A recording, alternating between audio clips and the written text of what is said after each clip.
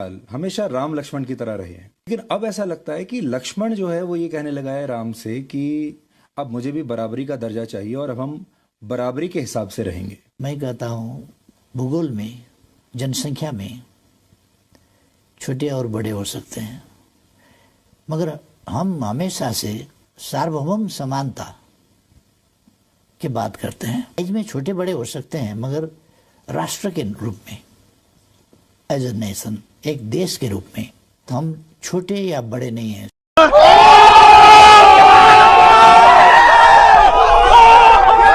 आप कह रहे हैं कि अब आप भारत को बॉस मानने से इनकार करते हैं, उसी पर बहस है।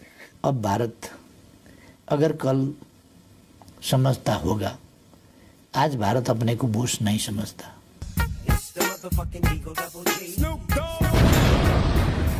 लगता है कि बॉस नहीं समझता लेकिन बड़ा भाई समझता। देखिए, आप 68 साल के हैं, मोदी जी 70 साल के हैं, तो ऐसे भी आपके बड़े भाई हुए तो कर सकते। व्यक्तिगत तौर से, हाँ, व्यक्तिगत तौर से वो हमसे बड़े हैं उम्र के हिसाब से। जब हम दो प्राइम मिनिस्टर बैठेंगे तो दो प्राइम मिनिस्टर बैठेंगे, बड़ा प्राइम मिनिस्टर, छोटा प्राइम मिनिस्टर नहीं।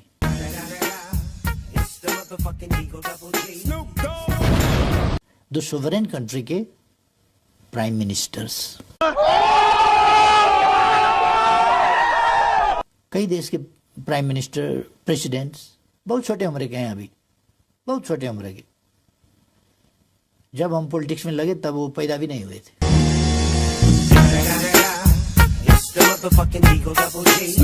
बिल्कुल, हर प्रेसिडेंट के साथ उनका बराबरी का रिश्ता होगा।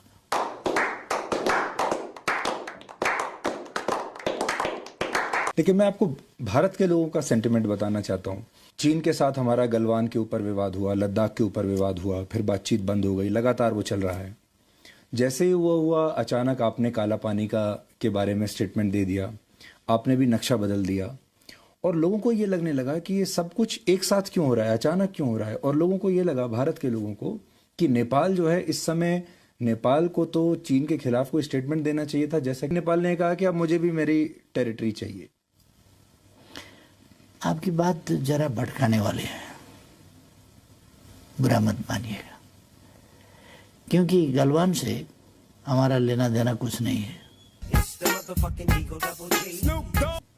दिल्ली ने 8वां एडिशन अपना मैप पब्लिश करवाया। कश्मीर और लद्दाख का बात था, वहीं पर सीमित रहता हो जाता। फिर नेपाल का टेरिटोरी, उसमें नेपाल का टेरिटोरी को शामिल करने का कोई जरूरत नहीं था।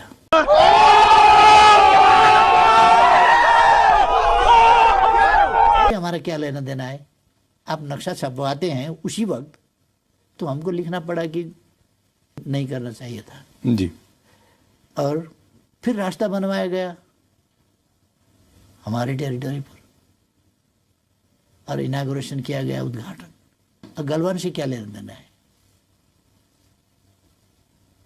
वहां उद्घाटन होता है, हमने विरोध किया उद्घाटन का। गलवान से मिलाकर उद्घाटन क्यों किया गया?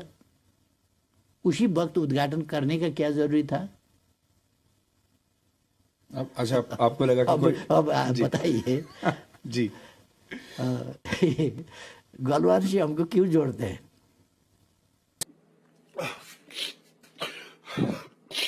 क्योंकि क्रिकेट तो आप देखते ही होंगे। तो भारत में लोगों को ये लग रहा था कि अगर नेपाल एक एम्पायर है और भारत और चाइना मैच खेल रहे हैं, तो ये जो एम्पायर है ये बार बार भारत के खिलाड़ियों को ही ज़्यादा आउट दे रहा है, भारत के खिलाड़ियों के लिए ज़्यादा जल्दी उंगली उठा देता है, और चीन के खिलाड़ियों के लिए थोड़ा सॉफ्ट है। ऐसा नहीं है।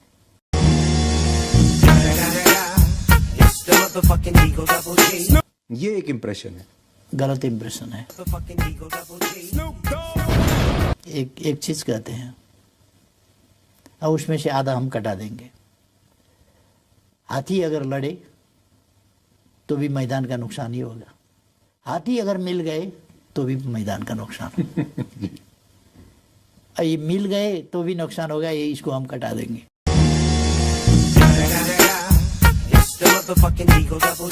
हम किसी भी पड़ोसी के खिलाफ हमारा जमीन, हमारा आकाश इस्तेमाल करने नहीं देंगे, किसी को भी।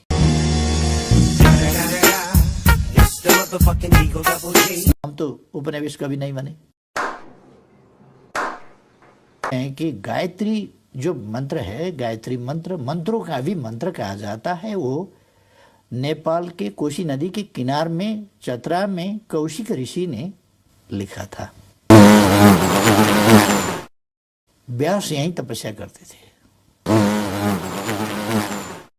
यहाँ बहुत सारे लोग इस कॉन्सेप्ट को अखंड भारत का कॉन्सेप्ट बनाकर आगे पुश करते हैं कि अखंड भारत होना चाहिए। फिर सारे जो आसपास के जो ये पूरा इलाका है, ये संस्कार हैं, ये हमारी जो इतिहास है इतना, वो सब फिर एक अखंड भारत के कॉन्सेप्ट में आ जाएगा। आप उससे अग्री करते हैं? नहीं।